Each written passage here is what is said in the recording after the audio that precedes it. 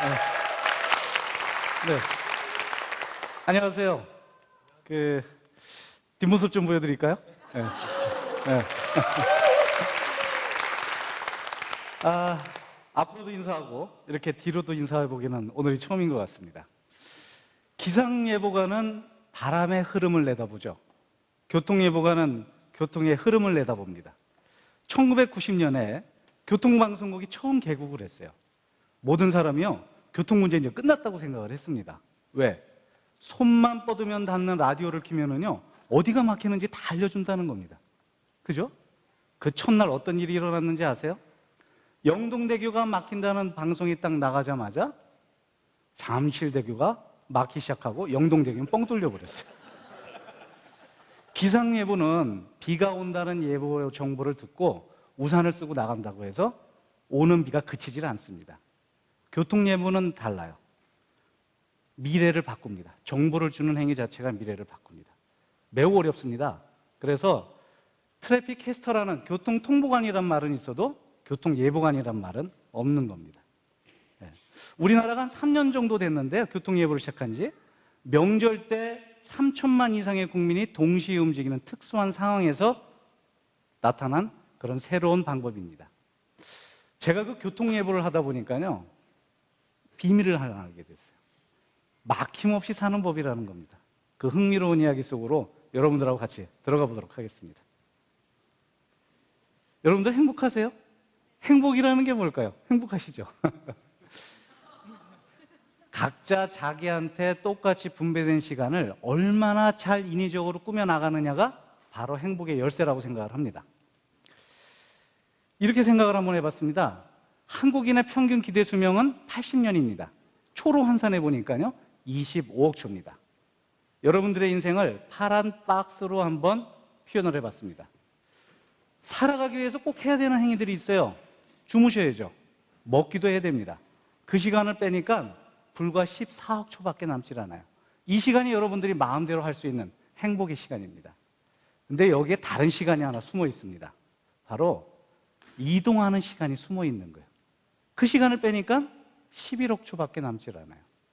다시 돌아와서 이동하는 데 걸리는 이 시간 3억 초. 오늘은 이 3억 초에 대한 이야기입니다. 여러분들, 이동을 하지 않고 살 수 있는 사람이라는 존재하지 않습니다. 여러분들 여기 왜 오셨어요? 15분 동안의 이야기를 통해서 이 우주의 중심인 여러분 자신의 인생을 한번 바꿔볼 수 있지 않을까. 그것이 바로 여러분들이 여기 앉아있는 이유일 겁니다. 여기까지 오는 과정이라는 것은 사실 없으면 좋을 그런 번거로운 과정이죠. 이것이 바로 이동이 갖는 본질입니다. 이동이라는 것은 그 자체가 목적이 아닙니다.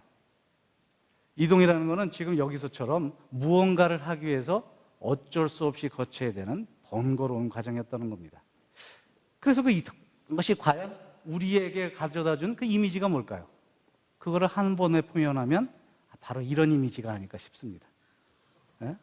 도대체 어디서부터 꼬여 있는지를 어디서부터 풀어야 될지 모르는 것이 바로 우리들이 살면서 가져온 이동이라는 과정이 우리에게 가져다 준 그러한 이미지일 것입니다. 도대체 어디서부터 풀어야 될지 모르죠. 어쩌면 좋아하는 사람과 드라이브하는 거 굉장히 행복한 과정일 수 있겠으나 대부분의 이동이라는 과정은 혼자 때문에 힘들고 다칠까봐 두렵고 게다가 불편하기까지 한 그런 과정이었던 거죠. 도대체 이런 것이 왜 그럴까요? 한마디로 결론을 내려보면 바로 사람이기 때문에 그렇습니다. 한번 볼까요? 여러분들 이 두 개의 그림을 보면서 어떤 생각이 드세요? 교통을 하는 공학자인 제가 볼 때는 왼쪽과 오른쪽이 완벽하게 동일합니다. 오른쪽은 차량의 행렬로 보이나 결국 그 안에는 사람이 있습니다. 결국은 사람이 흐름을 만들어내는 거고 불규칙하고 불확정적인 사람이 만들어내는 그 불규칙한 흐름 속에서 여러분들은 다칠까 두려워하고 혼잡 때문에 힘들어하고 불편해하기까지 하는 겁니다. 쉽게 설명을 드릴까요? 차 두 대가 있는데 조사를 해보니까요, 사람은 앞차와의 간격을 끊임없이 줄였다가 늘렸다는 그걸 반복하면서 주행을 합니다. 바로 이것 때문에 혼잡이 일어나고 이것 때문에 여러분들이 위험해지는 겁니다. 예를 하나 들어볼까요?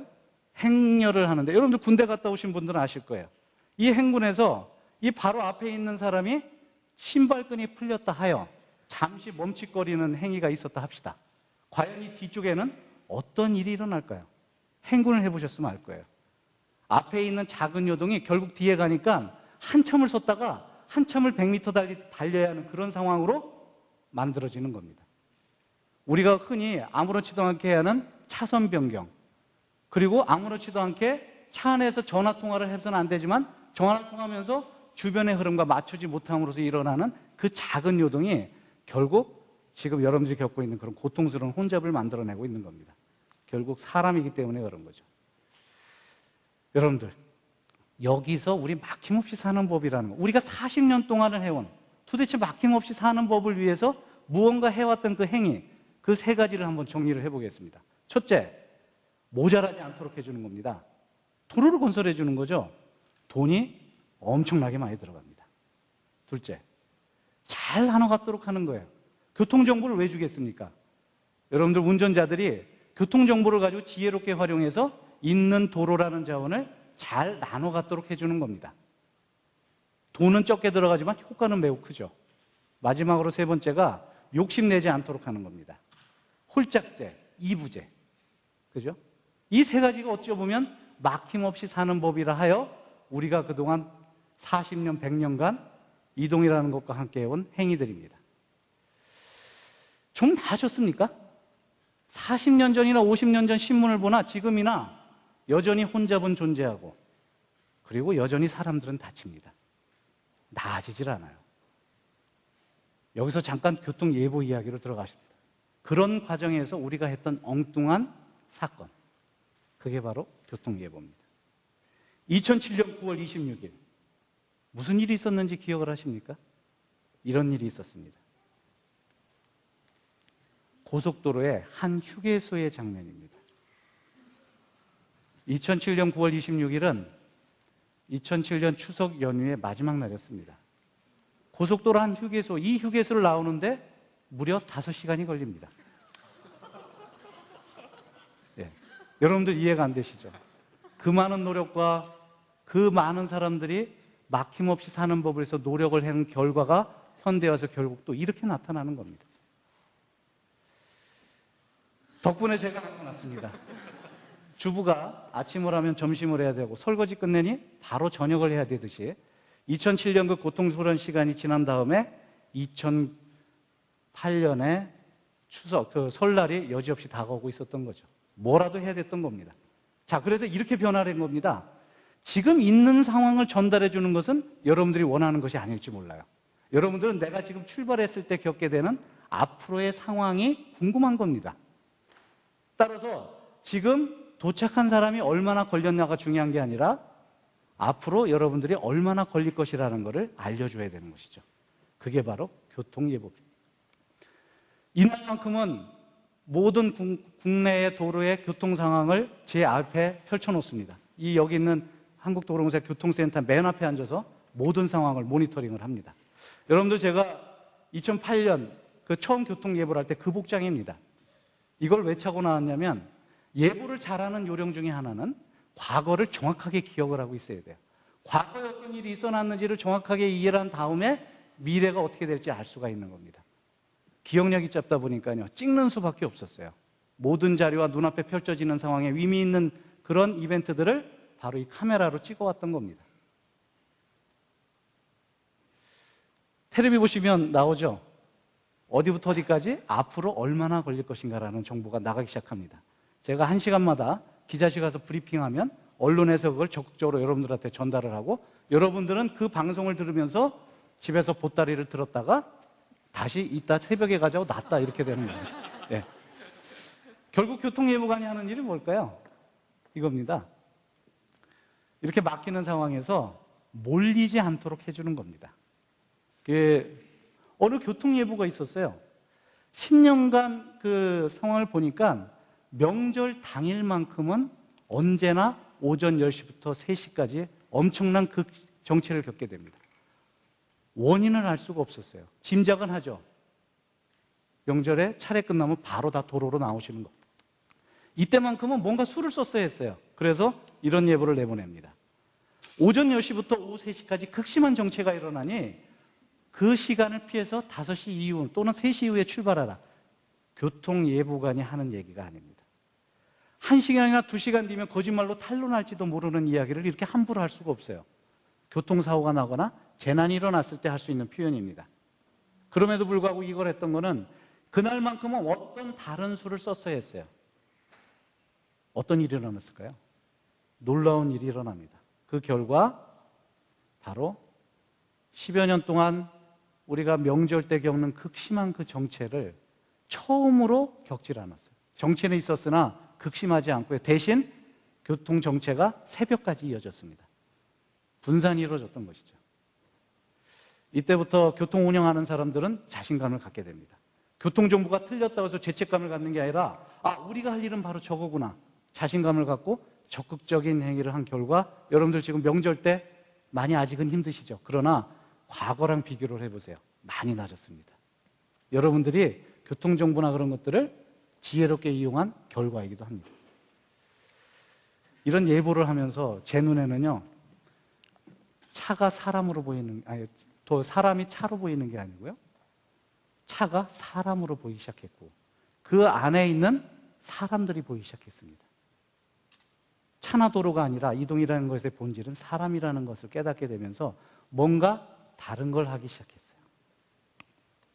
여러분들 이 국토순례를 하는 이 젊음들이 땅끝마을에서 임진각까지 가는 게 목적일까요? 그 과정에 가치가 있는 거죠. 그래서 시작하기 시작합니다. 뭔가 다른 걸 해봐야 되겠다.